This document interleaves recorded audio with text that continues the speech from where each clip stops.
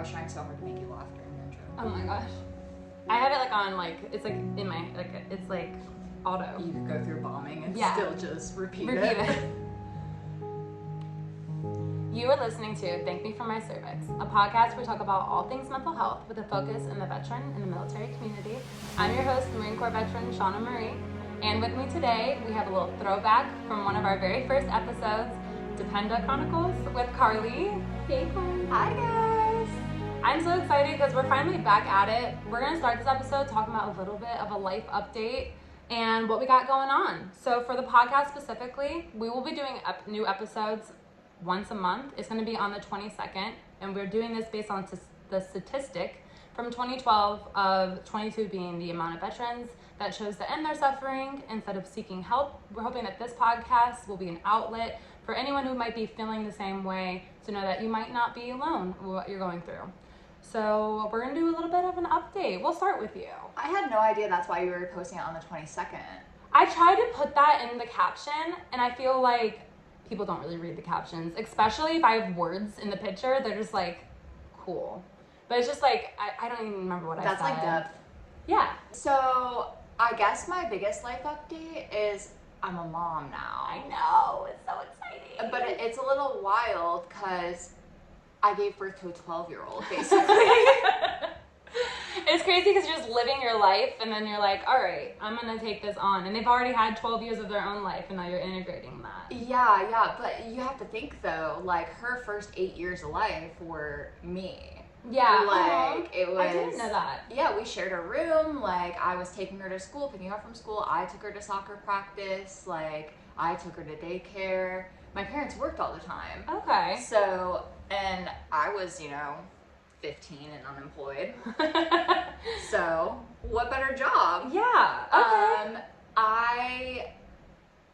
I guess my, like, whole season of life has completely changed. Yeah. The last episode we did, I just started dating Jordan. Yeah. Like, not that far into it, and now we're engaged.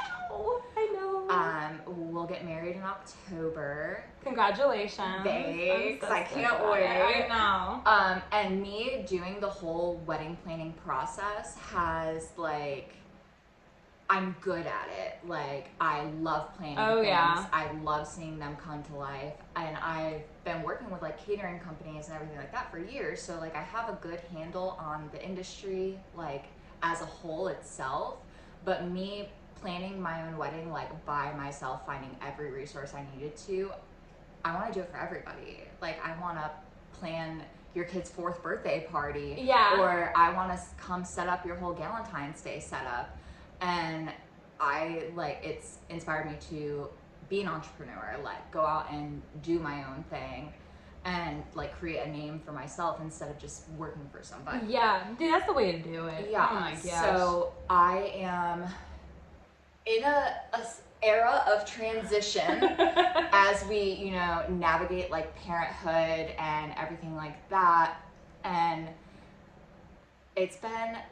I've never felt more comfortable in my discomfort, if that makes sense. Yeah. Like, I'm very aware that you are never going to feel settled when you're growing, and I'm kind of just embracing that and seeing how far I can push myself. I love that. I love that you're in that mindset because it's all about the mindset. Yeah, for sure. And there was, like, a rough couple of months, like, especially back in, like, August to October, like, I had a full psychotic break, and that me being at my lowest then made me appreciate the come up. Yeah. So, like, I just haven't been negative about any of it, really. I kind of have a question. When you were in your, like, lowest lows, did you realize that, or did you feel like you were kind of making the most of whatever you had, or did you, like, acknowledge, like, this sucks? So I'm going to be so blatantly honest and say the most dangerous thing for me is how self-aware I am. Like, I'm so aware of every emotion that I'm feeling. What I'm not aware of is why. Like, I don't think we talked about it on the last episode, but I have borderline personality disorder. So that just rewired my brain to be black and white, like 100% good or 100% bad. So when I was like in my lows, all I could see was the negative. Like every person was out to get me. Nobody wanted me to like thrive. And that's how you perceived it. Yeah, and everybody has an ulterior motive because you're so stuck on that one side of your brain that you can't like see the other side. Explain to yourself that like, no, they're doing this out of love, they're looking out for you.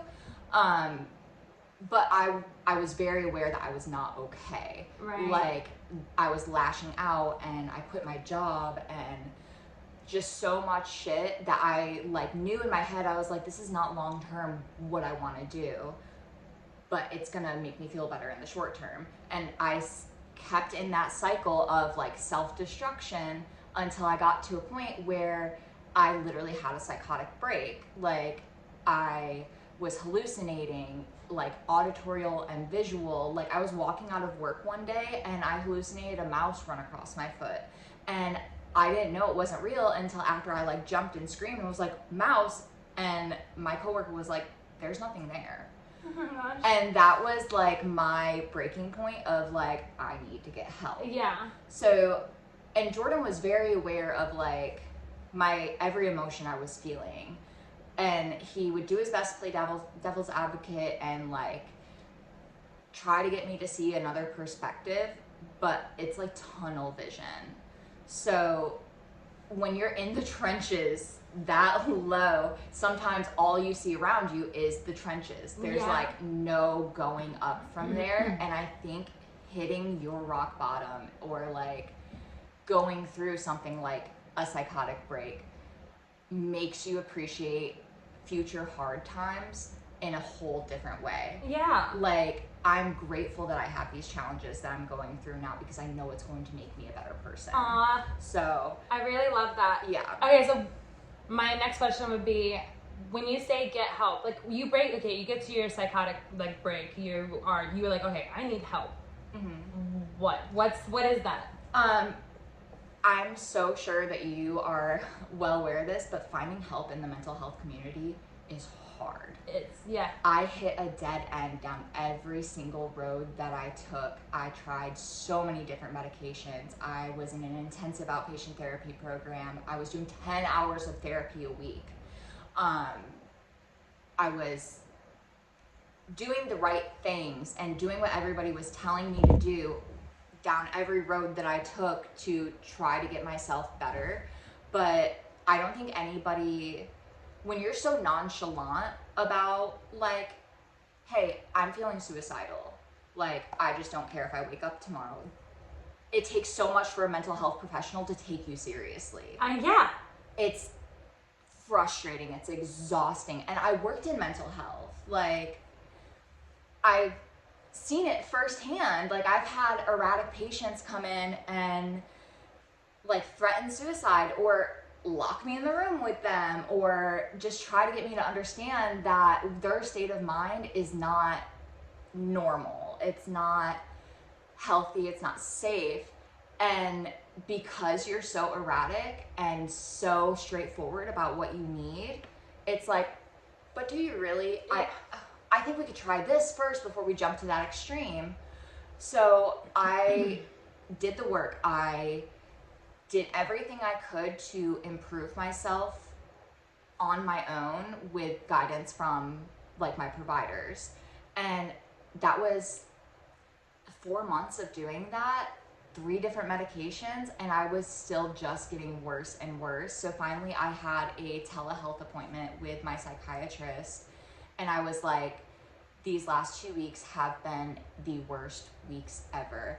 I've had suicidal ideation. I have a plan. You need to call mobile crisis. And she was like, or like, you can pick up your meds tomorrow and I can do a check-in with you on Friday and we can see if you still want that. Yeah. And I bluntly had to be like, if you do not call mobile crisis and send somebody out to me right now, I'm going to take this whole bottle of pills and it's going to be on your hands. Jesus. Oh my gosh. But I've learned from it too. Yeah. So now anytime, and please, please, please, anybody that has dismissive providers, take this advice. As soon as I feel dismissed talking to my provider and they like move on to the next subject, I like backtrack. I'm like, okay, can you just document that I had this concern and you don't think it's worth exploring? Yeah. Can you make sure that's in the notes? Because I want it to be documented that this problem started this day and it didn't start a year from now when you start taking me seriously. So that switched. Providers like a red alert goes off in their brain and they're like, damn, I can't chart about this and say I didn't do anything. Yeah. I'm going to have to do something. Making sure that they're holding themselves accountable by documentation. Yeah. Which is the best way to go. Another thing I want to talk about, like therapy, especially those who feel like they're off the deep end. Therapy is for somebody who understands kind of what they're going through, and what a therapist is going to do is give you tools on how to gauge that. Some people think that a therapist is going to be like this miracle worker, and I'm going to go there and I'm going to feel better. That's not the case. 90% of the work. Yep, that person's just there to provide you tools, and that sucks, I know, because you want to think like, oh, I'm going to go to this therapist, I'm going to talk about everything, and it's going to make me better, and that's just not the case. It can take years in therapy to heal like unsolved trauma, but a really good way that I had to look at it, because I was a therapy hater, like hater. I was like, I don't need to go talk to somebody who's just going to tell me that my life is bad and try to give me solutions. Think about your brain as like a giant ball of different yarns, all tangled up, all different colors. And when you are speaking and talking about your problems and not just holding them in, your therapist is pulling those strings out, getting them untangled and separating them into different colors so that you can deal with your own shit. Yeah, I like that analogy. Yeah, that's what got me to do therapy, because I was a hater. I hated it. I will say sometimes leaving therapy, I'll have to say to myself, like, how was that beneficial? What can I take away? Because sometimes I felt like, man, that wasn't helpful. Like, did I waste my time by doing this? Yeah. And especially because I have to drive 45 minutes to my therapy appointment, because getting mental health through the VA is ass. It's crazy. But anyway, I drive 45 minutes. So I get there, and every time I leave there, I'm like, what can I take from this? We were talking a little bit prior when we were all sitting here about journaling. Mm-hmm. And my therapist recommends journaling all the time. And it's one of those things that, like, I carry a notebook in my purse. It's one of those things that, like, I wish I was good at, but for some reason, I can't get myself to do it. Have you tried automatic journaling? We can talk about that a little bit. I think that's my next move, because like I can sit there and journal and never resolve anything, because I'm journaling about these specific things I want to resolve and not literally everything that's going on in my brain. Yeah. So I think giving yourself that creative like outlet to just take away the pressure and write, it can be very healing. I haven't tried it. No. Haven't tried it. But I guess it's something to try for next time after. But yeah, I like that. I do. Okay, so, well, we went on a tangent there. Okay, let me backtrack and go a little bit more on a tangent though. Okay. For anybody that struggles with journaling, a writing prompt journal is really good, because it asks you the questions that like you can go anywhere with the answers of. So, helpful tip. It is. I like that. Yeah. I like that a lot. Okay, so that was your life update.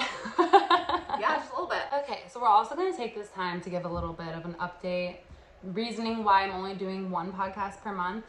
I am currently a tattoo apprentice, and I am switching shops, but I am really excited because people always ask me what got me into tattooing, and I've always been really big into art, and I never really felt like I was expressing it properly.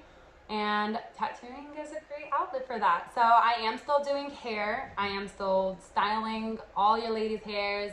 I also do a buddy shopping system where I go with for shopping, tell you when stuff look good. So if you want to see any of that information, you can DM me on any of my platforms.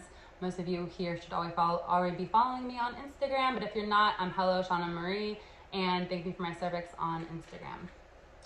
And yeah, I'm also bartending part-time still too. With the winter months where I live, it's very seasonal. So, yep. And being a single mom, I'm not really a single mom. I have baby daddy is very, very present, very great. But I do feel like my scheduling is a lot around. You literally like have 2 separate lives, or like 3, like, because you put so much into every like endeavor, and you let it fully engulf you, especially when you're hyper fixated on it.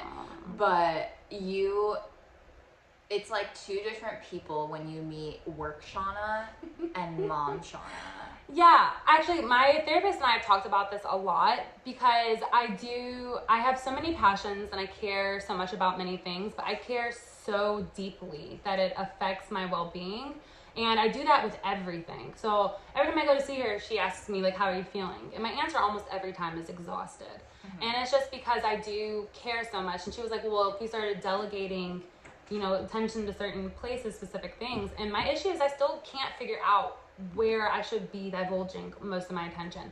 But when we talk about it, right now that energy is with the boys. Like, my energy is mostly being a good mom. Yeah. And then, like right now, I have free time to do things that I choose. And, whether that be art or hair or putting a podcast, talking about stuff, like, that's how I'm delegating my time at the moment.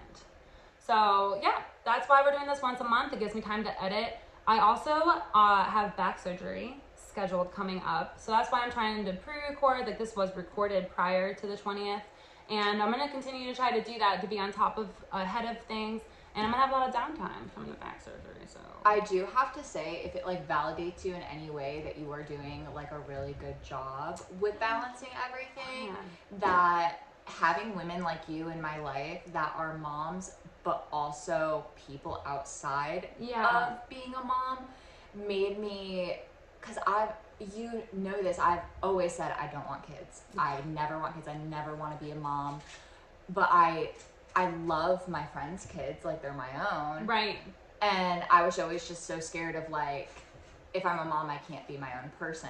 Yeah. But having women like you in my life and, like, past friends that I've had and stuff like that, I did not feel so scared taking Chloe on, because I watch people in my everyday life be great moms and still have their own passions. And honestly, I've talked about that on a podcast. I don't remember with who, but there was a podcast specifically where we talked about being moms. And I think that is actually the most important thing about being a parent is still being so proudly yourself. Yeah. Because you want your kids to see that. And man, it's weird saying that from me, because had you met me when I was a brand new mom, my whole life, I lost who I was. And now, if you know me now and you look back at that old Shawna, you're like, that person does not know who the fuck she is. Even if we listen back to my last episode, like, I was fully there I saw you when you were just a mom. Like, you had no idea who Shawna was. You were figuring everything out while on top of figuring out how to be a single mom now. Yeah. So it was, honestly, like, you get so much fucking credit, because being able to, it's one thing to know your passions and whatnot when you're a mom, and then there's another thing to have to rediscover yourself. Yeah. While also being a mom. But you are so much healthier now. I know. Than you were 7 years ago. Thank you. Like, I've watched you be a mom then, I've watched you be a mom now. You've always been a really good mom, but now you are fully evolved. Yeah, I feel like I'm myself and a good mom now. Whereas before, my only self was being a good mom, and so many women go through that, and it's you got your pink back. Yeah, wait, pink back. So when I don't know the full thing behind it, I just found it on TikTok, but it's something with flamingos. Oh. Like, when they're babies, they're white. Did you know that?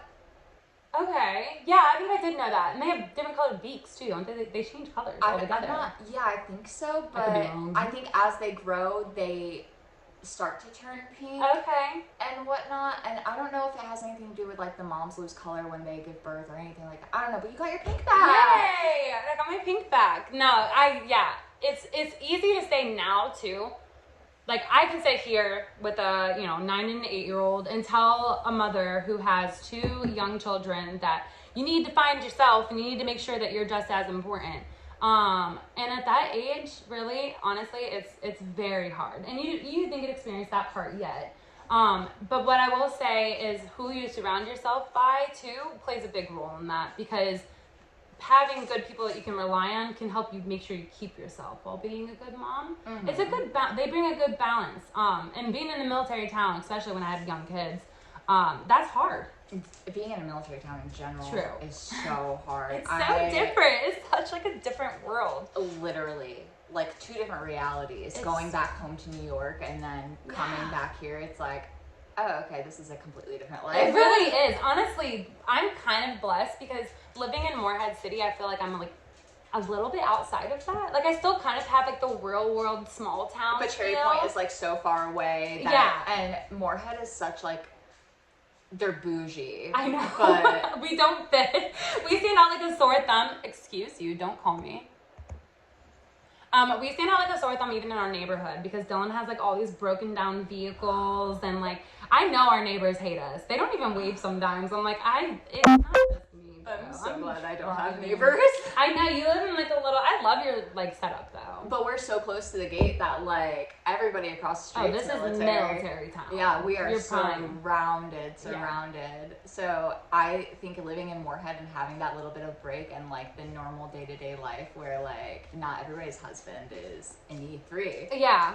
And well, because being in a military town too, when there's so much military men like to talk military. And that's what they talk about. Yeah. And that's what they'll talk about to their wives. So their wives feel like that's what they have to talk about. So if you're, especially not being in anymore, if you were never in, like you're like, you can't relate to a lot of stuff that's being said unless you have a spouse that's talking about it all the time. Yeah, for sure. So, yeah. Well, I had written down that I want to talk a little bit about chapters, and that kind of is what we're talking about. I feel like, what I don't like about the chapters and why I like the era is that chapters, it kind of seems like you're like closing, like you close a chapter and it's ending. When you're living your life, I feel like I've lived so many different types of lives in my period of living. I really have. In the last 5 years. Yeah. I mean, I feel like I've gotten a little bit more consistent. You've stayed consistent for like the last 2 years. Well, now I added tattooing. I'm always doing something to try to better myself. That's why I don't like the chapters closing. Yeah, because I feel like I kind of take with me parts of myself that I like each time. But going back, even this talking, I'm going to talk a little bit about what I mean by chapters. And it's that, like, if you look at me before I joined the military, I was fat, and that's by standards, like per health states, I was fat. Per BMI scales. Yeah. And I had a crazy childhood growing up. It was wild. And I mean, obviously, then I thought I knew who I was, right? You know everything at 16, 17. You know everything. World figured out. Yeah. Boy, holy fuck was I wrong. Holy shit. I don't even know that girl. I can't even remember how I felt in high school. Like, I don't remember parts of my life. And I don't know. I know it's a trauma response. Yeah. You definitely have like gaps in time from just like your brain literally breaking down because of your neurotransmitters and everything going on in there. But we are 2 opposite ends of the spectrum with that because while I do have gaps in my memory, like a lot of gaps, I react out of like my 16-year-old self or my 8-year-old self or like my inner child all the time. Yeah. Like a certain thing can be said and I'm right back to when I was 13 years old and struggling with my parents, with school, with death.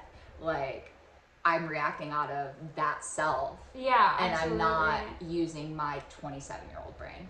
You know what? Oftentimes I have been told or I feel like I'm a kid. Like from my likes, from how I react to things, everything, I feel like I'm a kid. Mm-hmm. And it's not because I don't have the knowledge, I don't feel it's a trauma response. Yeah. I feel like I can acknowledge it though. It just doesn't change it. Like it's not something I feel like I can change at this moment.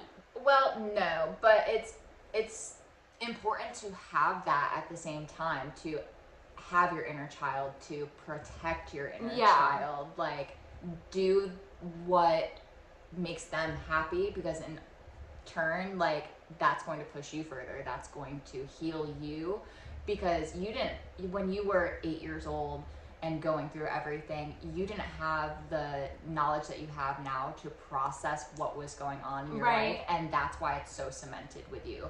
So going back to those times, and that's why, like, with PTSD patients, like, talking about it is so important, because you're processing it and you're healing it. I hate talking about it. Oh, so do I. I don't feel like it makes me better sometimes, because sometimes I feel like it triggers nightmares, if I'm being straight up. Sometimes I feel like I'm so cold to it, like so desensitized, that I can be like, yeah, my best friend killed himself when I was my junior year of high school, and my nephew was killed when he was 7, so like I'm past it, it's not a big deal.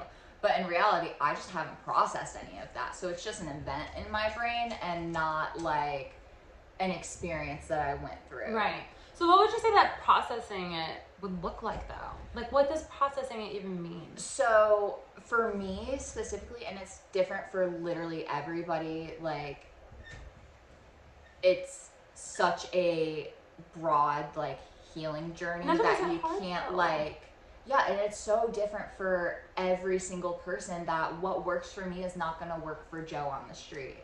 But I've tried so many different things. Therapy, like talking it out, did not work for me. But recounting the events of that day and basically reliving it in my head and being like, okay, well, what was the chain of events? Like, how did the dominoes fall? What domino fell first? And making sense of every small detail that happened. And it doesn't have to be small details, but talking to okay, so I was 17 when my best friend killed himself, and I have very vivid memories of that day, but it's like I'm numb to it. So talking to myself through it and being like, okay, I was getting my horse's shoes done that day with the farrier, and I came home and there were cops in my driveway. Why were there cops in my driveway? Mm-hmm. Because this happened. So, like, as you're going through the event in real time, like, you can get smacked with it and just be like, what just happened to me? Right. And that's what kind of alters your brain and like, this can't be happening keeps you from making sense of it. And it's also falls along the stages of grief, like anger, denial, bargaining. And you truly healing resolved trauma. Yep, that. You have to go through those events again, and you have to feel them again, because you didn't get the chance to the first time. Yeah. So doing that and like putting myself back in those shoes and reliving and like making sense of why each thing happened, like now I know why those cops were in my driveway. I don't feel as blindsided by it, so it gives me like just a little bit of understanding, and with understanding brings like healing. Yeah. If that was a tangent, but no, I followed. That made any sense. Yeah, it did. I get that. Being able to dissect what's happening so you can process it easier. And I don't know if it's just like my scientific like brain, like understanding how brains work and having my background in mental health, but I'm trying to think of the words. I'm gonna have to edit this part. I can look at it from such a medical point of view that it just helps make sense of everything. Right. Because like I know what physically happened to my brain in that moment. I know why I act the way I do about that moment now, and what can I do to be healthy about that moment now with the knowledge that I have now. So for you, the basis is understanding. Yeah. That's how you can move forward. And it's important to talk about, because I don't know if that's how I would do it, but if it works for you, who else knows? Like, that's why I like this platform to have that to talk about, because it's like, I'm glad that worked for you, and who knows, just being able to do that might help. So Yeah. I really appreciate that. For sure. So yeah, but so in high school, like I said, I barely remember anything. I just remember being kind of fat, and I went to performing arts high school, and I sang and did music, and it was one of those things again though. Like I've never been able to divulge myself into one thing. I always want to dabble in a bunch of things, and I feel like by doing that, I've kind of made myself like okay at everything, but not super great or fantastic at one specific thing. It's never a bright side to only be the master of one thing. I know, but I wish that I was notably good, notably good at one thing. Shawna's fucking dumb. Yeah, I can be sometimes. She's just the best hair. I do hair. I slay Also, hair. have you seen your paintings? Like, you are so fucking good at anything you hyper focus on and put yourself into, and then you don't give yourself credit. I know, but this is my biggest critic. Like, there isn't a painting that I'm like super proud of. There just isn't.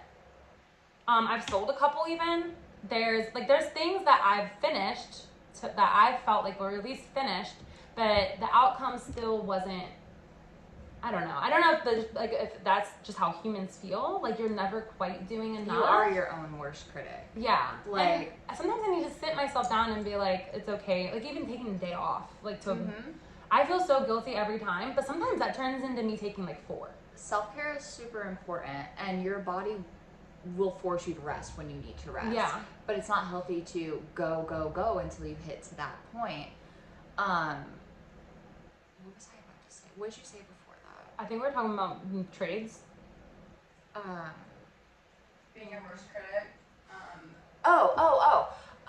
So it's important to praise yourself. Like, if you are not stopping and being like, hey, I fucking accomplished that. Yeah. Like, that's wild. Go me. You're never going to realize the progress that you have made. Right. You're always still stuck in the, I could be better. I could do this better. This isn't quite finished yet. Like, I can be really good at this, instead of just taking the moment and being like, look where I started, dude. Right. Look how far I've come. So, and I honestly, this is why I've been so off social media lately, but comparing yourself. I know. I was just thinking that, because where's the baseline of what you consider good? Like, if anyone picks up paintbrush and they accomplish oh yeah. Then you're good. I enjoy it because I know that I'm working towards something that I want to see. Okay, let me ask you this. If you picked up a blank canvas and did your absolute best work ever, would it still be enough? It depends on what it looks like when it's finished. Just the best painting you've ever done, something that can literally go in a gallery. Yeah, right? I don't know. I don't think you yourself would ever look at anything you've done and being like, yeah, that's good enough. That I've mastered that. Like, there's never going to be an end post for you. Like, you're going to hit that goal, and then you're going to move the post 10 yards. But we're talking about specifically an artistic standpoint where this works, but I feel like that's most people. You know what I mean? Like, you do have to continue to have a drive, but I get what you're saying is, you have to take a moment and look around and be like, that's where, the baseline and comparing yourself comes in. Because it's you're like, I have these goals today, right? And you get 2 of the 4 goals done today. We still got 2 goals done, right? But the goal was 4. Do you see what I'm saying? Yeah, I definitely see what you're saying. I still do that. Yeah. So me too. I don't have answers to fix that, but I used to be way worse at it until I started doing check-ins with myself and asking myself, what'd you do today? What do you feel like you could have done better? What do you feel was an achievement? What did you rock today? Yeah. This makes me think of a funny story. I'm so open with the boys. I treat my boys like adults. Honestly, they're little humans. They have their own brains. But so I ask them every day, what are your goals for today? Just so that we can kind of get, especially on the weekends, because if we don't have goals, we'll just couch potato it out. Yeah. But yesterday actually, Ford asked me, he's like, Mom, so what's your goals for today? And then I said like laundry or something, like something very simple, and he was like, just laundry? And then Dylan was like, you know what's weird, Ford? You asking your mom what your goals are. And that got me thinking. I was like, he asked me that because you always ask. Yeah.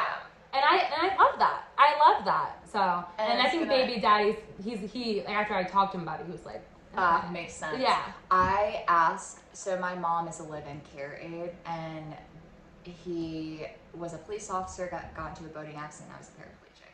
But he has 2 twin girls that are 7, and they love me. I love them. They're literally, I love them so much. But every time I'm like over at their house, like just seeing my mom or anything, and they get home from school, I'm like, what'd you do that was kind today? How did you help somebody today? And now it's to the point where if I'm at the house and they get home, Maddie will run in and be like, I was the door holder today. I was the line leader today. I told a kid that his glasses didn't look bad today. So that's so cute. It's like if you consistently ask and like put that in their brain, they're subconsciously just thinking about it always. Yeah, absolutely. Like achieving that goal. And you really don't realize like how much you say and do the kids influences them. They're sponges. And people say that all the time. You're just like, oh well, you know, Ford also can't remember to brush his teeth in the morning, but they take on all this crazy information. What's really funny is I used to never brush my hair before leaving for school. The boys, no. So to get me to stop, my brothers would put a Post-it note on the door. Aww. So I would see it while I was waiting for the bus. That's cute though. That's nice. Try that with Ford. We started now, if they don't brush their teeth and we ask them, they have to pay us 50 cents. And we have it like tacked up on the wall. As soon as they walk out, they see their money. That's so funny. So, yeah. One thing that being a parent now that I'm actually struggling with is like, I don't want to talk negatively about myself in front of Chloe at all. Oh, yeah. And we just talked about it earlier. Like my body dysmorphia can be outrageous. It's crazy. She said she had armpit fat, and it was literally like, what are you talking about? What are you talking about? There's nothing there. It's body dysmorphia. It gives me rolls.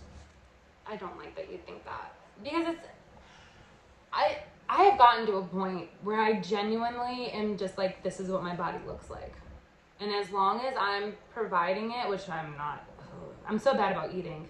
Food tastes like shit. Food tastes so fucking bad. And Nothing ever sounds good to me. No. I mean, even like apples and shit from the store don't taste like they fucking used to. So I'd be stoked about this fucking apple, and I bite it, and it tastes like shit. And I'm like, now I'm not eating. Thanks. Yeah. And that could throw you off for days. Days. So, I don't know. I haven't eaten today yet. Have you eaten? I had a granola bar. I had coffee with milk in it. That's some sort of Protein? Yeah. Actually, it wasn't milk. It was oat milk.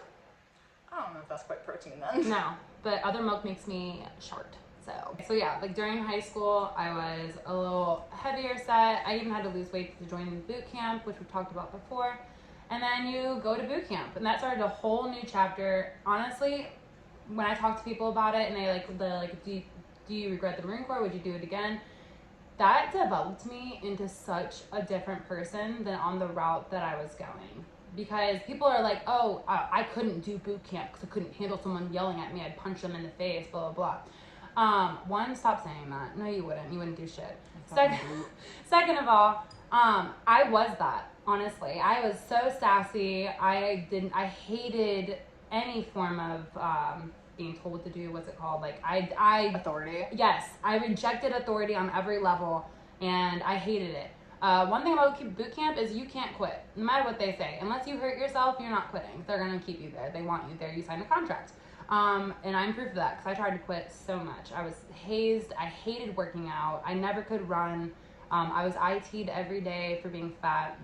And then you get out and you're in this new world of they thrust you out into the world. Like a fresh-born baby. Yeah. And you're learning and you're taking on all these things. You're worried about getting yelled at all the time. And even from like the beginning of my military career to the end, I felt like we're two different chapters or eras, whatever we want to call them. We can call them eras. I like eras because we're Swifties anyway. So, So work home eras, they're two different ones because in the beginning you're like walking on eggshells, you're figuring life out, you're young and you have all this new money because half the time you joined right out of high school when you didn't have a job and now you're making this money and you have to provide for yourself. And then you get a little bit salty, is what they call it in the military. You get a little experience, you kind of figure stuff out. And I do feel like I started to love fitness. That's kind of where fitness started to become super important. And that's why I said, like, I take a part of it with me everywhere. Like, fitness is still such a big part of my life. And then getting out and having kids was the next after the military. And talk about a 180. Holy fuck. Because I went from being told what to do, having certain requirements that I had to meet, only caring about myself, no other worries in the world, to now, I have no job. I'm not making money. I don't have anything lined up, and I have kids to care for. And that's when I lost myself quite a bit. And then it started a journey of, I lost myself. And I thought that law enforcement would be I thought that maybe the reason why I lost myself was because I lost the military and that such structure. A funny little holy fuck time period. What the fuck? Who told me? Who allowed that? Anyway, so I went into law enforcement and fucking hated it. Had my own little apartment. Good at it. Remember how your driving course? Dude, I can drive, surprisingly. Yeah. Unless you're a mailbox. For some reason, me and mailboxes do not get along at all. Anyway, so yeah, I did that, and then I met Chubbies, and honestly, that was probably the darkest time frame of my life. Oh my god, I totally forgot. Okay, when I got out of the military, I don't even know if you know this. It's kind of embarrassing, and I don't talk about this part of my life, but we're going to now. Have you heard of LuLaRoe? Yeah. It was the clothing line. I remember your closet full of LuLaRoe. Oh my god, I sold that shit. Like, what a scam. You what had a fucking so scam. much. Half of your closet was that. And then it was like every time we would go out, a shopping trip because all my clothes look like grandma. You can't wear those clothes. Those are mom clothes. And not the kind of mom that you are now. All I did for like 2 years of my life was sell clothing and be a mom. Yeah. What a weird time frame of my life, honestly. What a pyramid scheme. Yeah, oh my god, holy fuck. There's a documentary on it now. Have you seen it? No, but I've seen the ads for it. I cringe at it so hard when I'm thrifting and I'm like, somebody donated their stockpile, their inventory. So that's an era we don't talk about. It's the forgotten That's era. the first forgotten era. The second forgotten era is the dark era of Chubbies. So one thing to talk about. He left us on the side of a highway. Yeah, very, very abusive. Not just physically. He mentally, emotionally. Yeah. Every single aspect that man could be abusive, he was abusive. Were his parents ever did he have a narcissistic parent? His mom was just the only one present. So okay. He had just a mom. And she definitely had her own stuff that she needed to work through. Because he gives adult child of a narcissist vibes. Yeah. But what I will say is before I met him, I was like, I would never, how do women stay in abusive relationships? I am sorry for any woman that I ever shat on for talking shit about staying in an abusive relationship. Because prior to meeting him, I was that. I was like, you talk shit to me. I fucking dare a man to try to fucking do some shit to me because fuck no. And that was me. And I meet so many girls like that now, and I'm like, yeah, I support you. Keep that mindset, but understand it sneaks up on you. Before you realize that you are at a point where you're being abused, it's just normal day-to-day life. Yeah, you're this is how it is. This is just our relationship. He's just a little quirky. He's hard on me sometimes. It's fine. Yeah. And then those girls that are like, I could never be in an abusive relationship. You're so stupid for staying.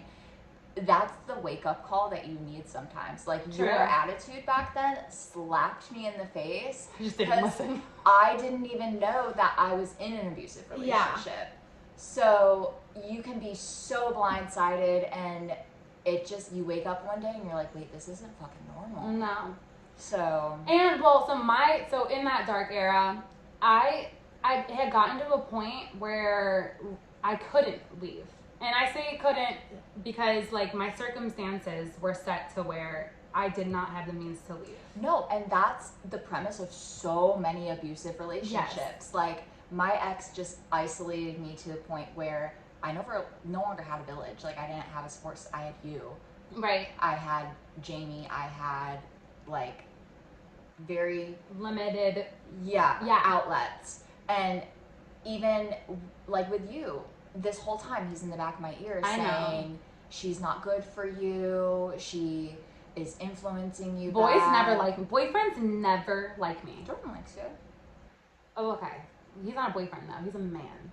Jordan's a man. No, but seriously, normally guy friends, boyfriends, always they don't like me. Because I think you see people for like who they actually are, and you don't give in to the face that they're putting on. Especially if it's my friends' boyfriends. Like, I see you. And the longer that pattern goes on, the more vocal you are about it. And you're very outspoken, like, this is who I am, I'm blunt, like it or leave it kind of person. And that is so intimidating to some people. And that's why, like, my ex didn't like you. That's why so many people can be off-put until they get comfortable with the honesty. And see, that's something that I'm self-aware of. Like, I'm very aware that my emotions, even if I'm not saying things, you know how I feel. Like, you can see it on her face. It's all over my body language. When she's uncomfortable, she'll go. How often am I uncomfortable? It's just when you're deeply contemplating something, or you're unsure about a situation, you go. Yeah. Okay, I see that. Ooh. Yeah, I am very. And what I've found is the people who I enjoy to be around most for me is people who I don't need to water myself down. That I don't need to watch what I say because they know that I will no longer break myself into pieces so that I'm easier to swallow. I will stay whole and you can choke. Yeah, that's me. That's me to a T now. But it's hard because, like you said, people don't love blunt honesty. No. They're scared of it. Yeah. Even people who think they do, you kind of get to talking about it and they want to point out other people's faults but still don't want to acknowledge no accountability. Theirs. Right. So I'm very much the same way. Like, it's hard to make friendships because of I'm intimidating. But my therapist actually, this was like 2 weeks ago, because I was like, I can't make new friends. Like, I am. Me too. I talked to my therapist about it too. I am intimidating. Like, I can't grow my village because I'm just too much of a person for people to handle sometimes. Yeah. And she was like, okay, I'm going to stop you right there. You are not intimidating. They are intimidated. Yeah. And I know I've seen this on, like, a Facebook post before, but, like, it says, my presence challenges your comfort and you run from it. Yeah. Like, I'm not intimidating. I'm not assertive. I am blunt. I am honest. I am my whole self, and that intimidates you. Right. Yeah. Like, I'm not being passive aggressive. I'm not being vindictive. I am calling you out on your shit, and you don't like that. Mm-hmm. That's why you think you're intimidated. Absolutely. But I'm not intimidating. We have such big hearts. Right. Like, I would give the shirt off my back for a person. You give somebody too many fucking chances. So, like, we just want to see the best in people all the time. And that's pushing them. That's saying, hey, what you're doing is like the definition of insanity. You're doing the same thing, expecting a different result every time, and you're never going to get it. You need to buck up. Yeah. And you're doing that out of, like, care I for love them. and I care. Right. Like, I want to see you do great things. But to them, it's like why is she criticizing me? Yeah. Yep. And, well, so I was talking to one of my friends about it, actually.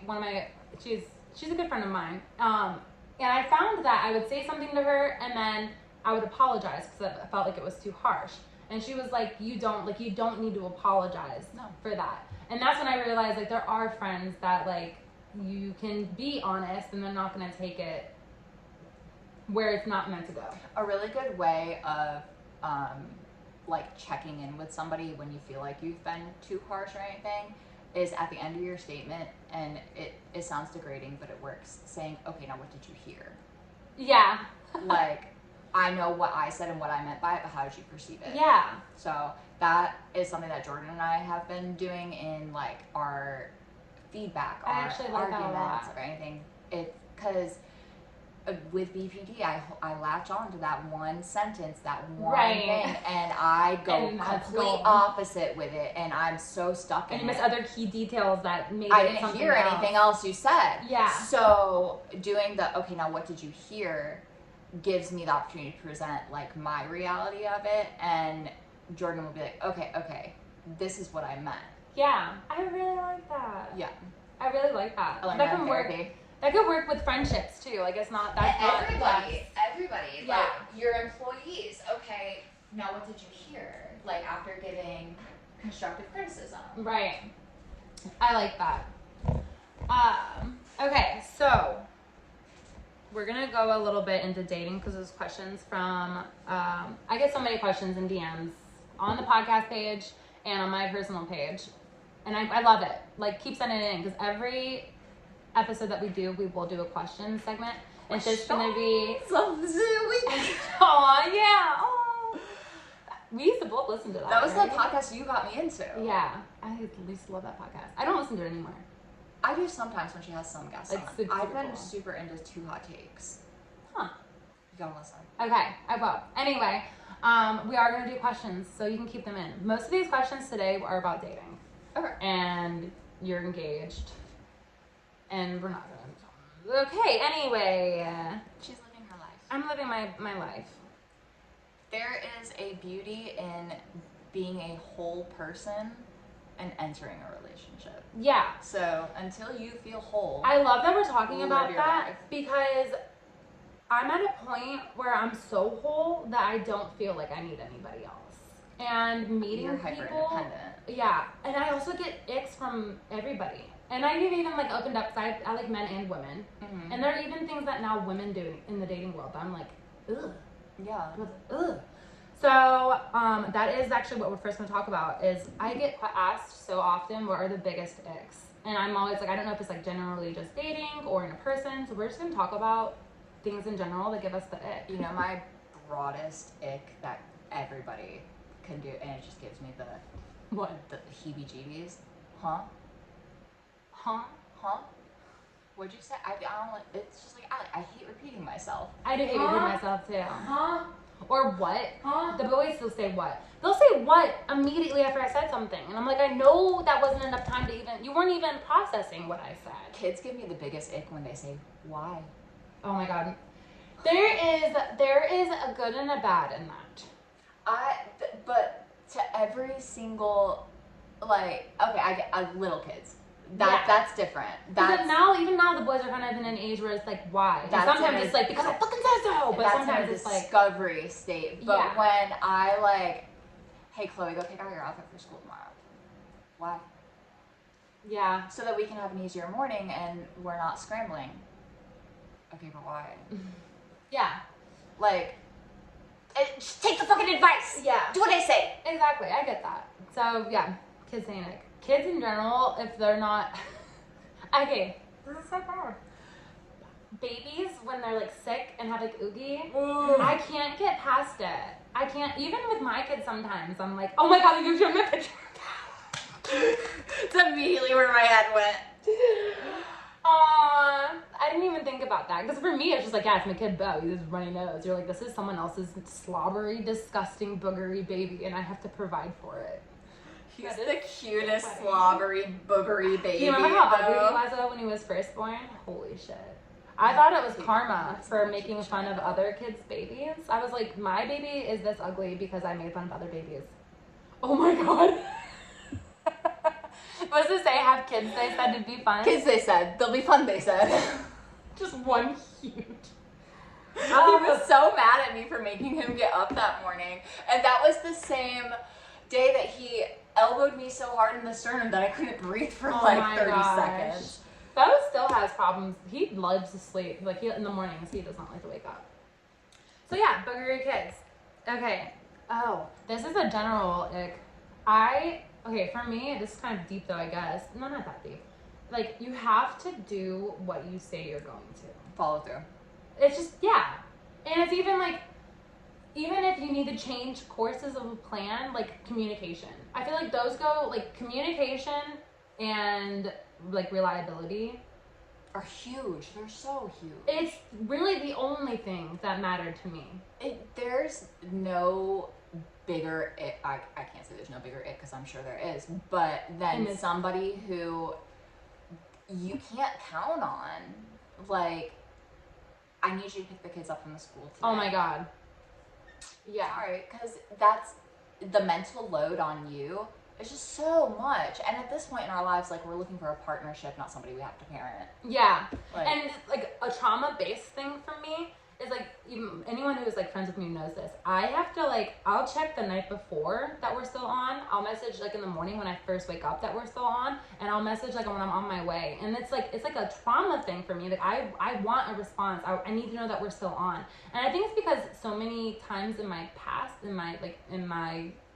it gives anxious attachment. Yeah, I've felt like I've been let down. Like I've been ready for something and I've showed up for something for the people who said that they were going to be there not to be there. Mm-hmm. And that has developed this like thing in my head where it's like reliability, like that's what matters. Like be there when you say you're going to be there. Yeah. It's literally the bare minimum. Yeah. The bar is set so low and motherfuckers keep showing up with a shovel.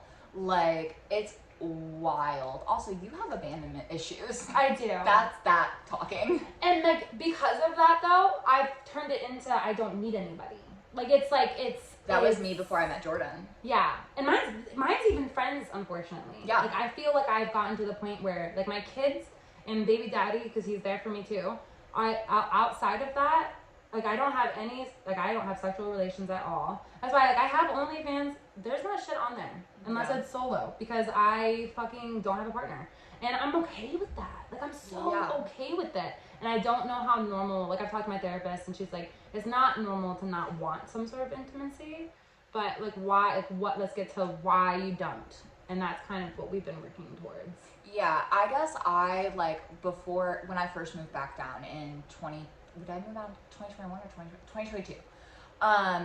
I had been separated from my ex-husband for so long, and I had tried dating, and like I was just constantly let down to where I came down here, and you can remember like I did not want a relationship. No. I wanted nothing to do with a relationship. I wasn't sleeping with people because gross. Why? Like why when I know it's not going to go anywhere? So I was so comfortable in my independence and knew that why do I need somebody to help me when I know I can get this shit done myself? Like, and I'm not going to let myself down. But Jordan, like, consistently showing up and, like, cause I friend-zoned him for so long. Yeah. So long. Like, we were... I feel like it took you guys a while kind of to actually date. So I got an anniversary journal for Christmas, and it goes from dating all the way up to your 70th wedding anniversary. Aww. And it has, like, writing prompts in it. And it asks about what you did for your first date. And I know Jordan and I went putt-putting, but I couldn't remember when. I met Jordan in May. I did not let him take me on a date until August. Oh my gosh. Aww. August. So I don't know if it's just going to take like a person consistently showing up for you to, because I'm still like, I know I can do this shit on my own. Right. Like I still am very hyper independent, but I look at it more now as like a partnership. Yeah, like you're sharing life. And like, I know how much further we can go together than on our own. And I might have you delete this out, or I just won't let Jordan listen to the podcast. But a part of my vows is they say, okay, quote, this is the start of it. They say your biggest goal in life is to find your other half. But there's something so beautiful about us both being our own whole selves and creating something out of that. Aww. I love that. That's so cute. So, you don't have to edit it out because that's not exactly how I'm going to word it in my house, but I'm not going to let Jordan listen to the episode. Okay, that's fine. But being comfortable in your own independence and whatnot, I think is okay. I think it's healthy. I think it's a very long journey of self-discovery. And I don't have like the magic answer for even with friends because I'm still like I don't. It's so hard. I don't, and the one time that I do let myself fully attach to people and like fully count on them, it's like a letdown. They leave. And I'm stuck with like that hurt and everything like that. So I'm very picky about who I let close to me. I I'm know. very picky about who I go beyond surface level with. To a certain extent, because I'm very much like an open book and I'm very much like, I talk about, I have ADHD, everything that pops in my head comes out of my mouth. But me too. I feel like I'm kind of like a treasure box. Like at first, you might not get all of me, but then once you kind of like open it up, then you see like a scavenger hunt with a prize every step of the way. But I don't let myself depend on people. I know. Like, ever. Like, still to this day. And I don't know if that's maybe, I have abandonment issues, like raging abandonment issues. So maybe we're just making sense of a really sick situation to ourselves and validating it. But I think that if I did not have as much independence as I wouldn't have as much confidence in myself. Right. Like, you'd be such a different person. Yeah. Like, it just makes you, like we keep saying it, a whole person. Like it's, if you're missing parts of yourself, it makes it hard. You were talking with something that you said is something that I kind of want to touch on because it kind of goes into the questions about the dating apps. When you said that you were single, you weren't sleeping with people because what's the point? One of the biggest issues, and I've noticed this with like even girlfriends that I try to be friends with, but I just can't relate, is that like the casual sex needs to like stop. It's so romanticized. It's so normalized. Yeah. And it's not, think about like decades and decades ago, like the 40s. People, you courted somebody. Yeah. Like you were. It had to be so much effort. You put in effort to show what kind of person you are. To go beyond surface level before you took it to an intimate place. And it just makes relationships like that so much stronger, so much better, so much understanding. Whereas, like, if I hooked up with a guy walking down the street, I'm, like, losing a part of myself. Yeah, you're like kind of devaluing yourself a little bit. Yes, and there's a difference between doing it because it's normalized and because you think you have to and because that's just what dating is nowadays, and a difference between doing it because you enjoy it. Yeah. So I don't get, and there was a part of my life where I did feel satisfied with like casual sex and casual relationships, but to a certain extent you just feel used. Yeah. Like you just feel empty.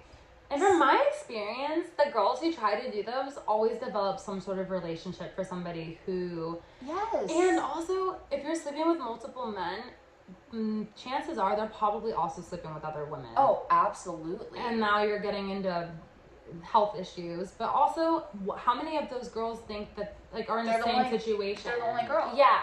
So, it's... Dating nowadays blows my mind. Okay, so let's circle back around to some icks. Yes. I wrote a couple down. I know it kind of put you on the spot for that. Okay, spitball. Okay. Well, excessive drinking. Oh my God, yes. Like, go out, have fun. I understand that. Like, especially, we're adults. Yeah. Don't take it to a level where you're destructive, you're abusive, or you are a giant baby that now everybody has to care for. Yeah. I did an episode with Kava and Kettlebells, and we talk a lot about the downfalls of alcohol there, so I won't like bash you guys with that information. But what I will say, in addition to like the health that excess drinking, like beer bellies, early balding, hair thinning, It's also Your complexion sucks. Yeah, it's a character demeanor thing. Like for me, this is like me specific. This is just how I feel about it. I love like a goofball. Like I love someone who's not afraid to be silly and goofy. And I've found that drinking alcohol sometimes will increase that to a point and then it turns. And I feel like being goofy and then being angry always kind of like, I don't know why with alcohol, it seems like they go hand in hand. And also it's like the guys in the military specifically, okay? This is back to the military. Drinking is like glorified. And it's like a pun of a joke all the time. Like people will be like, even wine drunk, like the moms, wine drunk. And really like it's not. It makes me wonder if it's so glorified in the military community because you don't have an option for anything else. True. You can't go out and do drugs. No. And being drugs, like smoking weed especially is such a taboo. And it's like, I feel like it should be more normalized than we normalize drinking. Absolutely. Like one thing is strictly just poisoning you. What are the benefits of alcohol? Like there is no other than losing ability to function. Yeah, but you get to a point with that eventually that like if you stop drinking alcohol, that could kill you. Yeah. You can be a pothead your whole entire life. If you quit cold turkey one day, yeah, it's gonna fucking suck. It's gonna just suck because you want to be high. Yeah, but it's not medically as dangerous to just quit cold turkey. And there's so many benefits to it. What are the benefits to alcohol besides like a silly goofy mood? Yeah, exactly. And like alcohol causes deaths purely like driving. Alcohol and driving is a huge issue. With weapons, guns, you lose your correct ability to think and you make poor decisions. You lose your critical thinking skills. Yeah. And whereas I kind of feel like smoking weed enhances them. Maybe I'm biased because I'm a super pothead. Yeah, it gives you paranoia, so True. You're constantly thinking, oh my god, what if somebody walked up to my window right now? How would I get them away?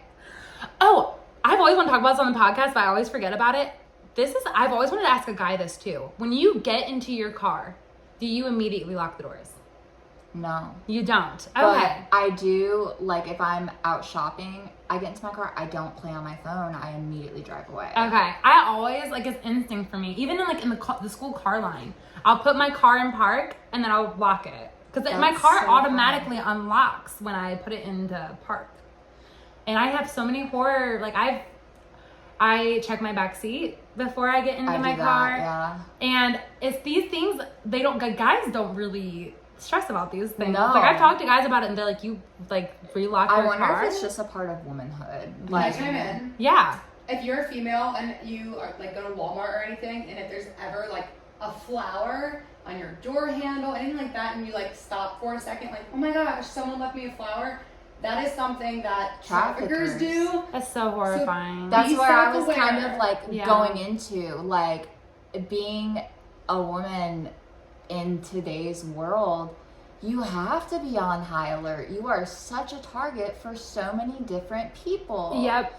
I just heard a podcast the other day of she was 17 and pregnant, and her best friend was pregnant at the same time, and she came over to give her like a baby shower gift and tried to murder her because the best friend was never really pregnant.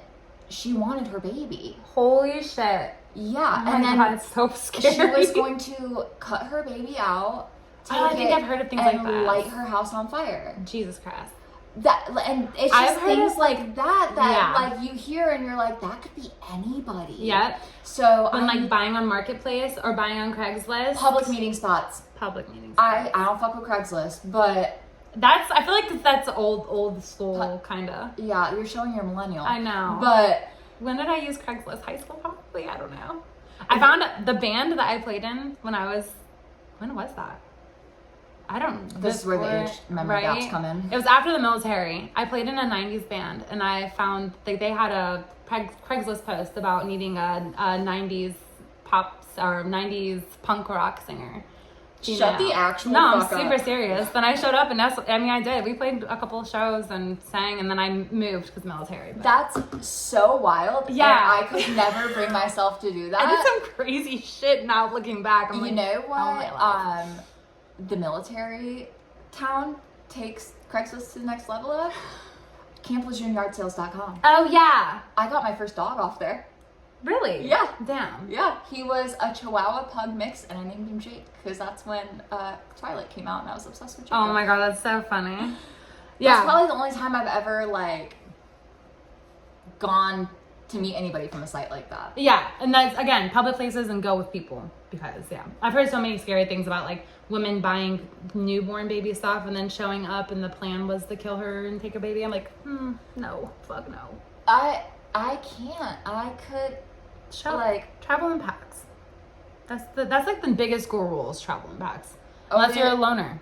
Always like with us. Somebody, or even when I'm alone though, I'll have somebody on the phone. True, me too. But I think it's just being more hyper aware of your surroundings to protect yourself. Yeah. So I don't maybe it's just a universal girl thing and guys just don't got it in their little pea-sized brain. But I also, my brother is exactly like that with like how I am with like checking the back seat, with checking the doors, making sure all the doors are closed, or like being aware of your surroundings at all times. But he has ADHD too, so balancing act. It's just like you hear everything, so you're aware of everything for him, whereas I hear everything. Now I need to identify any dangers. Yeah. Like any threats. And also, I think being a mom amplifies that so much. Because you're not just being protective over yourself now, you're being protective over your fucking spawn. Yeah. And you will, like when you first have a baby, you think of every possible bad outcome that can happen. It can be like impending doom. It's what it feels like. Actually, I was just thinking about this last night. I feel like that always. Okay. This is such a side note, I'm sorry. I like, if my life was a movie and I was the main character, I feel like I'm in a horror movie. And it's like things are going so good and I'm like waiting for the bad. Like, and you know, like in horror movies, you can tell when something bad's gonna happen. And I feel like I'm constantly in that like zone. You just have a score of music like in your head that it gets more suspenseful right before something bad happens. And I'm cooking eggs. Like, what the fuck? Why? Why is this happening? I don't have answers for you. The only thing I can tell you is you are allowed to be happy without being scared something bad is going to happen. But then it's like I just don't want to be blindsided by the bad. You know what I mean? That's like your abandonment issues coming out to play again. And I think it's just let's circle back to checking in with yourself, enjoying the present. Because I used to feel impending doom all the time. It would keep me up all night most nights. And I don't know what shifted, but like enjoying the time that I'm in and not worrying about what's gonna go wrong. Yeah. And I feel like I can have moments of that. Yeah, I think it's just your brain fighting against you. It is. Honestly. It is. Sorry, that was a side note. Knowing that like what you've been through is probably worse than what you're ever going to go through. Yeah, I think what I'm afraid of is that it's not. Do you know what I mean? Yeah, no, I totally feel you. It's like, because every moment that you've had, it's like, this is the worst I've ever felt. And then here comes another thing that fucks you up even more, worse than the last time. But I think that is also why it's important to heal your trauma, learn from your trauma. Right. Because no matter how bad of the situation that you're going through now, you can use the tools that you learned from the previous bad situation. Absolutely. And mindset plays a huge role in that. And that's ultimately what it all comes down to, is how your mindset towards things. Yeah, and that's like a work in progress always. You always have to work on your mindset. Yeah. Like, you're always shifting. There's always something new happening. Something's going to be thrown at you and you have to conquer that. But keeping your mindset and knowing what you're doing everything for is a really good, like, grounding point. Yeah, I really like that a lot. Okay, so back to X, because we keep... Oh my god. This is a male specific one, for me particularly, and she can chime in on her opinion. Untamed facial hair. And I've talked about it so much, and I still feel like, I guess I never really gave a reason why. Like, do they think it's some kind of achievement to have the longest straggly beard? I don't know. Like, is it just a I grew this myself kind of moment? Yeah. Okay, so for military men, they spend at least 4 years shaving their face every day. And then they get out and they're like, I'm not fucking shaving shit for forever, I guess, is what they've established.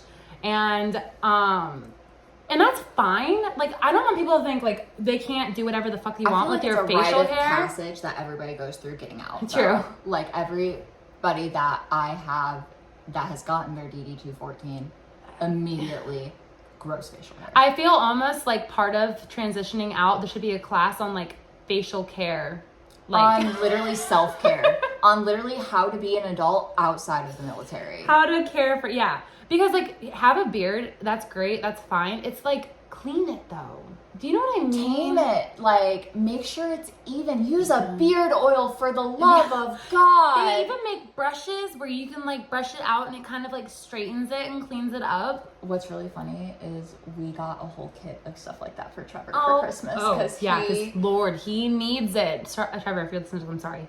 Clean up that fucking facial hair. Holy He's shit. gotten in the last 6 months, so much better about it. Like, he'll come to me when he needs me to trim it and make it, like, look good. Aw, I love but that. There's still points where I'm like, hey, your mustache is too long. You gotta trim that shit up. Yeah. Well, yeah. Do you know that barbers will clean that up for you, too? Like, there are if you don't feel like taking care of yourself, you can go to places. Pay somebody to do it. But then they're like, I don't know. Because I meet so many great guys. And baby daddy and I have talked about it so much because baby daddy grew a beard when he got out and he still has it and it's fucking disgusting. I mean, he'll walk around with food in it for days and I'm like, bro. Okay, I figured your ick out. I know why you have your ick. Which one? The beard ick? The beard ick. Oh, tell me. It's because an unkept beard and a gross beard, like it's a presentation of themselves. Like, exactly. if you cannot put the effort into your appearance to make it look good, like clean, what effort are you going to put into me? Exactly. And I get it's hard work. Like, if you're like, I'm not maintaining this beard, great.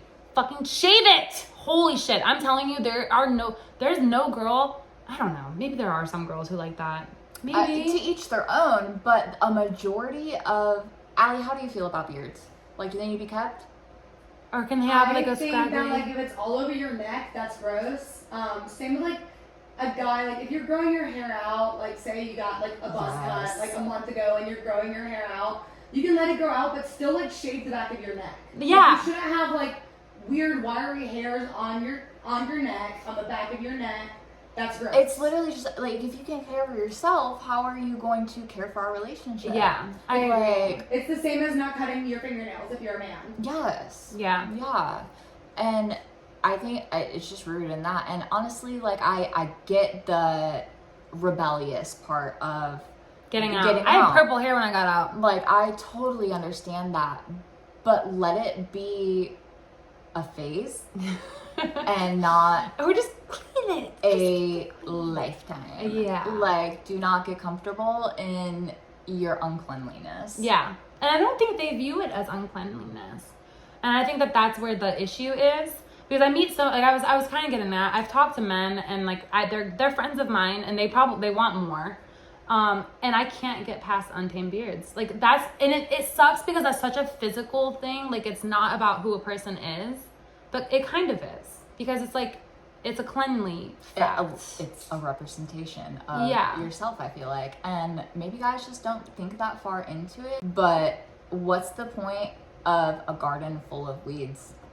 Oh, I love that. I love that. Like... Okay, but also another thing is, when I have a mustache, like, I have to shave it. You know what I mean? Like, no guy would be like, I have to pluck my chin hairs. Yeah. Like, So if I have to, not only that, you're gonna bitch to me about maintaining your beard. I individually glued on these fucking eyelashes this morning, one by one, and you're gonna cry to me about just brushing your fucking beard so there's not food particles in it? No, hard pass. So yeah. So a really big ick of mine, and I'm sure you can relate to this because you're in the service industry as well, and I'm definitely going to run off Allie with this, but treating service industry people, whether it's your bartender, whether it's your server, whether it's your hairstylist, or degrading them, like thinking you are better than somebody because they serve food for a living. Yeah. I've been in the service industry for so long. I've worked with 18-year-olds. I've worked with 60-year-olds. Mm-hmm. And my absolute favorite thing about this, he's not like old, but he's not middle-aged or anything at the borough, was he didn't do it for the money. He didn't do it for a job. He did it because he loved taking care of people. Oh. Like, he loved providing that experience for them. And that was enough for him at the end of the day. So if somebody comes in and we're sitting at the table eating dinner and they're like, I asked for a medium well steak. Does that look medium well to you?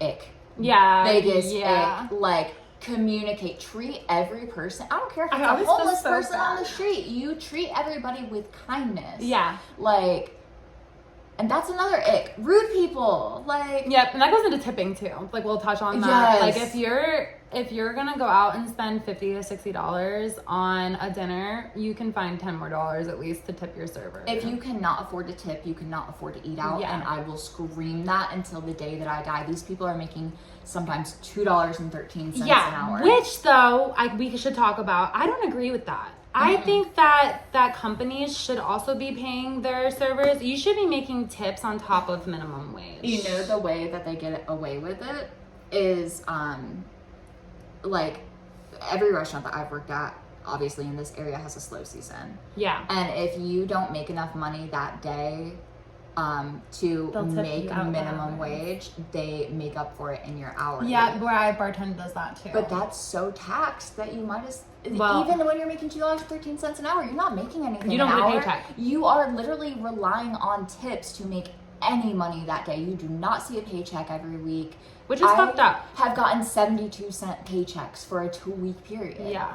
Like, this is these people's livelihood. Yeah. I don't care if you had a bad experience, 20% medium, because minimum, not medium, 20%, because half the time your issues weren't because even of their the fault. server. No, it's because their line cook is smoking weed in the bathroom and burnt your burger. And their manager is unreliable and can't really help them on the floor. So they're running this shit by themselves. Yeah. And the last thing I need is your prick ass to be stuck up and snooty and not tipping well. Just be understanding. Like, the world is not out to get you. That server did not purposely ruin your meal. Yeah. Like, it's like going to a hairstylist, getting a haircut, and only paying for half because you weren't over the moon about it. Yeah. Like, that's the way that I look at it. Like, are you going to only pay for half your groceries because you know that watermelon's going to sit in your fridge and go bad? Right. Or are you going to pay for your full groceries because that's the experience you were there for? Yeah, that made me think of another ick that doesn't really have to do with necessarily dating or people, but like just in the industry in general. You get what you pay for. Yeah. So like I always see, especially on Facebook, like posts like, who will do this tattoo for the cheapest or whatever. I have a $20 budget. Can somebody do this for me? Yeah, and it's like someone will do that for $20, sure, but what like. How's the quality? Yeah, you're gonna get what you pay for, because somebody who's gonna do that right in the way that you want it, they're not gonna be able to book you same day. They're gonna charge what they're worth. You're gonna get what you pay for, and that goes for really anything. Absolutely, for sure. Can I continue on your whole thing about the 30 or whoever, how old they were working at Borough? Mm-hmm. I want to say that, you know, if you're just a regular person, you got to eat and your server's 60 years old, you know, I'm sure. Oh my gosh. I'm sure it's natural for, you know, someone to be like, oh my gosh, like her server is so old, like why aren't they retired? Why don't they have another job? Why didn't they ever have a real job? I think what people need to consider is, like you said, those people, like I'm about to be 30 years old, 30.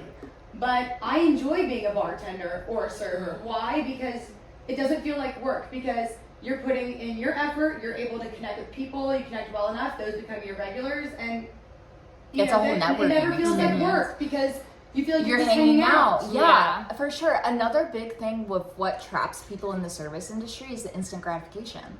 Oh yeah. Like, why do I want to go work a full week of 9 to 5 when I can work a 4-hour dinner shift and pay my rent? Yep, for sure. It's the one job where, like, if you're working a 9 to 5, you could be working so hard and getting paid the exact same amount with someone with the same job that lacks off. But if you're a server or a bartender, like, what you do, you are your Yeah. own business within that business. You handle the money, you handle the customer experience, you handle everything on your own, and like pull your manager when you can't figure shit out. Right, and a lot of times that's a job where like what you put into it's what you get out. Oh, absolutely. So, all right.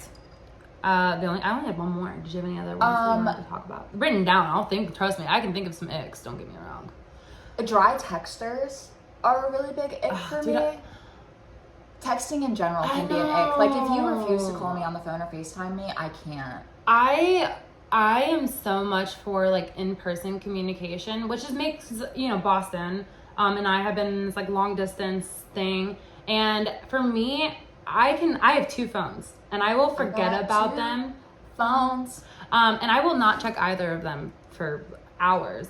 And I'm so much for in-person communication. Yeah. That's so important to me. So like for texting, unless it's a super meaningful conversation, which is so hard to have through text, I'm bad about responding. I feel like in-person conversations just bring a sense of humanity to everything. Like, and you can't tell my tone in text. And you're very intentional about the things that you say in person, but over text it's all misconstrued. Yeah. Like, somebody who doesn't use emojis bothers me. How do I know what you're feeling just based on the text? That's Give funny. me an emoticon. Yeah. Like, I can't.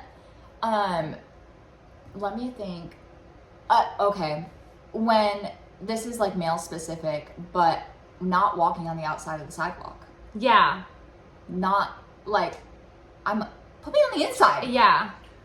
Another thing to go off of that, if a man, your boyfriend, ever walks in front of you, it is a sign that he is focused on his own path and himself. What if they're holding your hands? Because I like that. I like being guided. But they should always be on the side that the cars are on. I agree that. Yeah, I like being guided. Men, too. listen. Take notes. Yeah, I like if like especially if we're in a crowded place and the male's leading, if he reach backs and grabs my hand, like I'm like, yes, take my hand. Like, well, it's the public display of affection. Like, it's the claiming of like, hey, I'm with this person. Right. Because I'm not huge on public display. No. I'm really not. Like, the most I can do is like a handhold, a hug, like a kiss on the cheek. Like, I'm not making out with you in a bar. No. That's an Unless ick. it's New That's Year's. an ick. Unless it's New Year's. So I am on dating apps, and one thing that I've talked about previously, but I really think we should drive it home again, is just saying, hey. Oh my God. Or even, how are you? Or how was this? Like, a lot of times I'll get like, how was your Christmas? How was your New Year's now that it's passed? It's just, I think, and I know you relate to this, I can't do surface level. No. Like, I don't want to tell you how my shit's going. I can't do small talk, even with like my tables at a restaurant. I know. Like, I will build an entire life that's a lie to have a deep conversation with somebody. Like, oh, yeah, me too. Because I'm never going to see these people again. No. I'm just serving you for your dinner. Yeah, but for sure. Like, I'm Batman. it gives a disinterest, like, appearance when it's just like a, hey. Or saying just hey hope is you had a good night. insane to me. It's Like, insane. Look, we could do it right now. We're gonna do it. like, how am I supposed to respond to Facebook dating. We were gonna go to my matches if it loads. I forgot that you don't have service. Yes, here. read your Turn to message. Wi-Fi. Your messages. It's hey, how are you? Hey, hello, howdy, howdy, babe. That was one of my first episodes. Howdy, babe. Howdy, babe. We're connecting to the Wi-Fi. Oh, share password. Oh, you already put it. Doesn't matter. I have the easiest Wi-Fi password. Yeah, I know. Okay, so we're gonna go to my matches if it loads. Oh, got Snap. Okay, look though. Hi. Good morning. Hey, how are you? Hey, what's up? Hey, love. Good morning. Hey, gorgeous. Hey, beautiful. Hey, how are you doing? Hey, how are you doing? Hey, Shawna. Hey. Oh, just the wave. That gets me. What the fuck? Like, Why is that even an option? it's like I don't the equivalent know. of poking somebody. People still poke me on You can Facebook. still poke on Facebook? Yes. And it's always old men. I'm gonna poke Jordan on I'm Facebook. like, I am gonna tell your wife that you're poking me. Because I don't even know what that means, but I don't like it. I'm gonna tell Jordan you're poking me. Yeah, so poking on Facebook is still a thing. I think that it just, like, if you can't come up with something to engage in conversation out of the bat, why am I putting my time in it? And that got me to thinking, though. Like, what? Because I've read messages, even complimenting me. I'm like, ugh. So I'm like, okay, Shawna, everything men do is not right to you, right? So what does an ideal first message look like? I have a list. Do you want to hear something? I do. Hold on. Here I you gotta go. find my phone. Men, you need to take notes on this. Your phone's recording us. Oh. Hold on. Break. Okay. All right, 1 second.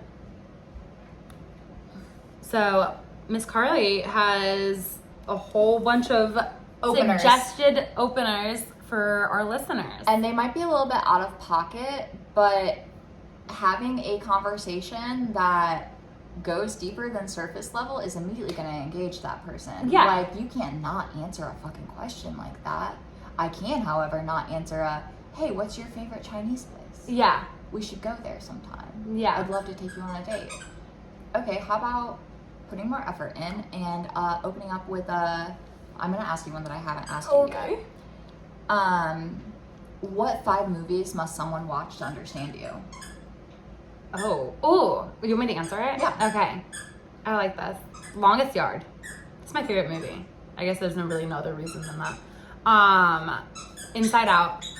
Have you seen the second one? Yeah, dude. Like I 100 haven't seen it times. yet. Oh my god, it's so good. It's so good. I'm gonna try not to do only kids movies. Okay, well, I'm doing one more. Moana, because Moana is like, have you seen the second one of that? No. Oh my god, it's so good. Okay, anyway, let's do adult movies, Shawna. Oh, Interstellar.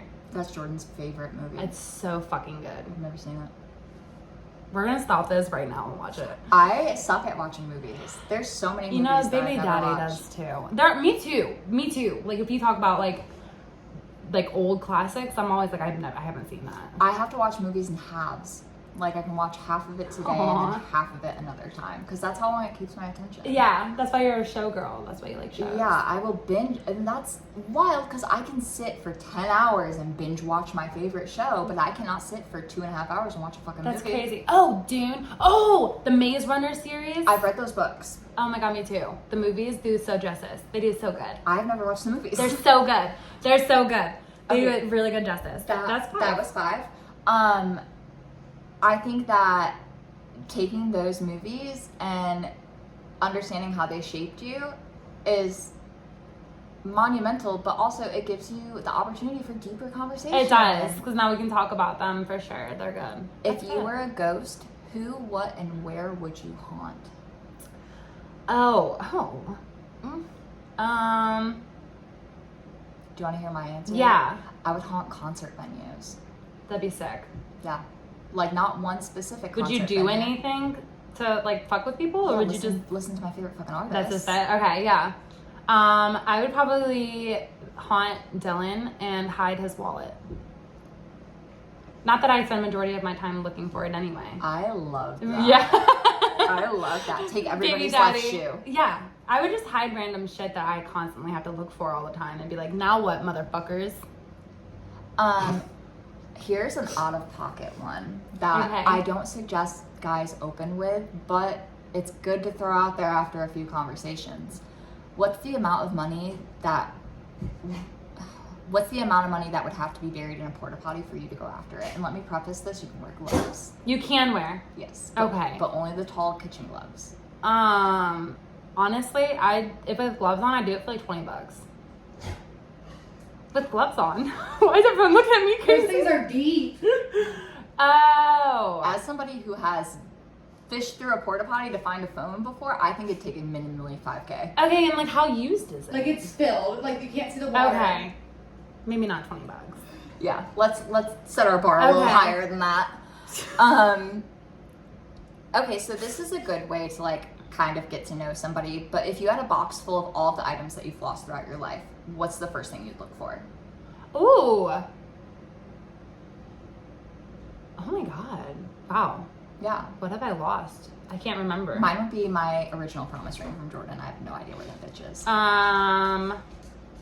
Ford made me a keychain when he was in kindergarten that just said mom.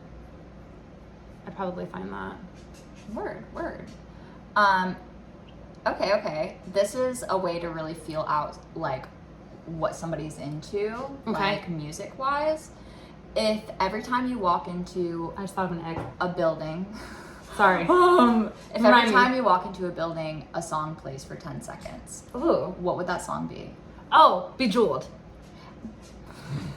Sapphire tears on my face, sadness became the heart. I feel like mine would either be Don't Stop Believin'. Okay. Or which part? Like the chorus?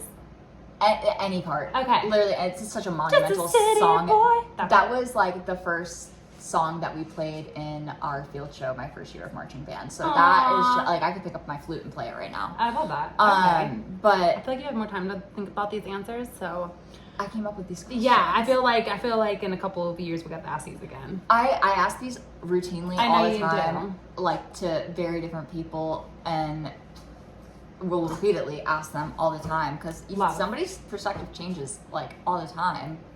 But mine would either be Don't Stop Believin', or do you know You're on Your Own Kid by Offspring? I think so, yeah. That. Yeah, okay. Yeah. Yeah, that's a good choice. Honestly. Okay, sick. Okay, yeah, I think my answers more reflectively. Here's another one, and I'll do like 2 or 3 more. Okay. If you could go back in time and be an observer of any event, where would you go? The moon landing. Can I be on the moon? Is that Every possible? person that I've asked that has a military background, their answer has been the signing of the Declaration of Independence. Oh no, I don't give a fuck. That would be boring to me. Yeah, like what the fuck? Just old men signing shit. Yeah, like, that would cool. be so what a fucking boring waste. And I would look where figure it's at out. now. I would figure out if we actually went to the moon. That is really good. I would. Or pyramids back in Egypt. This is kind of dark, but I would go back to the day that Casey Anthony's daughter died. Oh. Did she do it? Yeah. I need to know. I think she did. I need to know. Yeah, that's a good one. What's your third favorite raw vegetable? That's a very easy one to open with. My That's third, just though. like doesn't make it, because it makes you think without really having to make you think. I'm gonna say carrots are my number 1. Okay. I'm gonna say cucumbers number 2. Okay. Man, number 3. Raw? Uh-huh. Something you just dip in ranch and throw in your mouth. Oh, okay, yeah. I'm gonna steal her answer. Celery. Okay. I'm literally... Number 3? Like, I don't know if it deserves the recognition of number 3. Do you want me to list out some raw Yes, vegetables? please. Snap peas, Fuck no. peppers, Maybe I don't like vegetables. Pickles. Do pickles count? I don't think pickles count as a raw vegetable. Because that would be number 3 for sure. Tomatoes. I fucking hate tomatoes. Tomatoes. So does Chloe. I'm What's your 3? literally the carrots. Number 3? Yeah. That's disrespectful. What beats 3? Snap peas and cucumbers. Cucumbers is understandable. Snap peas is fucking weird. I love them. I fucking love them. I like, wait, what are the things that you, I like edamame. Edamame. Yeah. Love that shit. Edamame. Edamame. I was watching Busted. I actually need help making a TikTok when we're done with this. I love doing but, TikToks. What's a word that you mispronounced wrong and now it's stuck with you forever? Pistachio. I can say it now though, actually. I Like saw said, a it's stuck girl with me that forever. could not say hippopotamus. She said hippopotamus. Mine is demon. I pronounced it like demon. Demon. Elementary. It's actually a pretty first That's name. how you say it. Oh, How do baby you daddy. say? How do you say the school that you go to? before Elementary. Elementary. No. It's a northern. it's thing. Elementary. Baby daddy makes fun of me for how I say Cracker Barrel. I guess it's. Wait, you am I saying pronounce it right? everything. Like you Cracker Barrel, yeah. You enunciate. Yeah, he's like, you're putting too many syllables in that. And I'm like, it's the fucking Cracker word. Barrel. It's the word. And that's how you're four. doing it. And it's like Cracker Barrel. There's It's like 4 a- and you're putting like 8. It's like a southern thing where you could like roll it, and I don't do it. I'm like Cracker Barrel, and they're like Cracker Barrel, Cracker Barrel. It's the same way with me in elementary. No, that's just a mispronunciation. It's how it's spelled, Shawna. you know how, what do you say when someone's talking about, like, you say, like, someone's making, what of you? Fun? You're making fun of me. When I, like, for the first 10 years of my life, I would say, stop making fun of me. Aww. There's so many things the boys were like, I did not think that's what I said. I was like, what do you think it said? And it's always something very outlandish that doesn't make any sense. There was another girl that stitched that TikTok that she pronounced fatigue like fatigue. That's just a mispronunciation, though. You know what I mean? But Like, it makes sense when you look at the words. yeah. Fatigue. I mean, that's definitely how we should have pronounced it. No doubt in my mind, but. Or what is Crayon. crayon? Yeah, it's just crayon. I say crown. That's Crayon. just wrong. I'll have to look back at the TikTok and we can circle back. Yeah, it'd be fun. Wait, I thought of an ick while you were saying that, though. Before Oh we yeah, move what on. was the ick? When men, or I guess a woman, if I dated a woman, when you like only like a specific genre of music and refuse to acknowledge other types and enjoy it with me. I don't know why, but if you can't jam to Taylor Swift with me or any type of that type of genre. If we can't go from Taylor Swift to Stevie Nicks to Hannah Montana to Fall Out Boy I to Prevail, yeah, like it's not a good jam like, man, session. No. And I want somebody that I'm not meh around. So Yeah. that's why it made me think of that. Because Absolutely.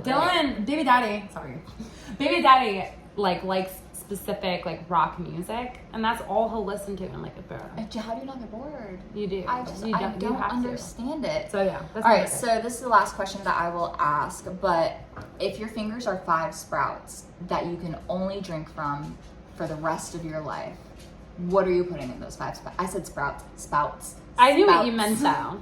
Actually, no, I thought that I was like, can I pick flowers? Like, Yeah. But okay, drinks. Half and half tea. Okay. I drink a lot of that. Coffee. Okay. Can I have it pre-mixed with creamer? Mm-hmm. Okay, so I don't have to like separate creamer with creamer. Yeah, you can, like, if you want like a mixed drink, you can Okay. already have it. So my coffee mixed perfectly. Lemonade. That way I can Arnold Palmer if I wanted sometimes, you know what I mean? Switch it up. I have to have one soda, I feel like, because I like soda and water. What soda would I pick? Dr. Pepper. Good choice, good choice. Yeah. I would have McDonald's Coke, It has to be. chocolate milk, kiwi strawberry Propel,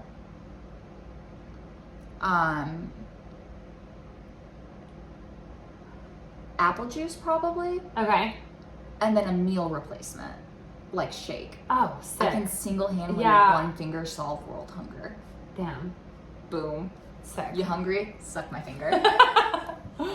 That's crazy. Those are good. So yeah, those are a few options that you And can do instead of hating. now you have my list, so if you want to post it as like oh, sick. Okay. an option for people to use, just don't message Shawna with the questions because she's already fucking answered all Yeah. of them. Like, Can't come use them on come me. up with your own questions. But honestly, we're kind of in a point where like this is just knowledge for everybody moving forward. Yeah, Because and- I'm not the only girl that's sick of haze. No, absolutely not. I think it's a universal like ick. Yeah. But I've used these questions on my boss.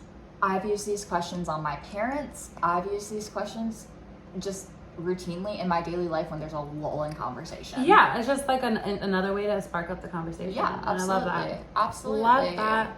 Well, we did really great on time. I want to thank you again for taking the time. Yeah, absolutely. It's always a fun time. Yeah, we'll have to do we'll just have to keep doing this randomly and I can catching yap up for hours. I know, I love could it. Just yap. I really love it. You probably like such good knowledge. You're so awesome to talk to, so thank you. I have a appreciate really it. hard time taking compliments, but thank you. You're like, this is awkward. Do you want to shout out in case anyone wants to give you a follow and support you, especially with your new possible doing events and stuff? Yeah. Let's throw out my TikTok. Okay. But I think I'll keep everything else. Yeah. Like, I just hate social media lately. Well, so you want to do planning, right? Is that Yeah. event planning? When you do that, what platform are you going to use for like promoting? Probably majorly Instagram and Facebook. Okay. Yeah. Well, if you Um, wanted to, but give the name for wherever you want people to follow you. Let's do a follow-up episode Okay. And when I'm established, That sounds good. And then we'll go down that road. For now, I would love some support on TikTok. So that I can grow my follower count and get free PR for my wedding. Yeah. And you can also, like, there's some, TikTok's pretty sick. Dylan was talking a little bit about them banning it again. I don't think it's gonna happen. It's always like a even if it does, thing. I've got a VPN on my phone, so I'm in Canada right now. Sick. Like I still got TikTok, but it's diving into that a little bit on a tangent. The support system for literally anything you need. It's almost as good as Reddit. I know. Like, use TikTok as a resource. Like, type in your mood and see what pops up. Yeah. It's like, you're newly diagnosed, type in your diagnosis. Educate yourself on it. Like, there's so many good resources on TikTok, and I feel like I learned more on TikTok than I did in fucking school. Yeah. Like, not even about just life in general, but about, like, specific goals I had in mind. Like, that's what I look No, I love that. I agree. Social media in general, but TikTok just has, it is a good platform for information. And like, what I like about TikTok too is if it's algorithm based. So if you see something that you don't like and you don't want to see it anymore, you can just put that you don't like it, and then it won't show you those types of things anymore. I built my For You page brick by brick. Yeah. And then people don't realize that that's an option maybe, or I don't know. But so yeah, follow her on TikTok. And yeah, keep up to date. Remember, the 22nd is when all new episodes will be coming out. So I look forward to sharing the time with you guys. Thank you so much for being here. Bye. Bye. Sick.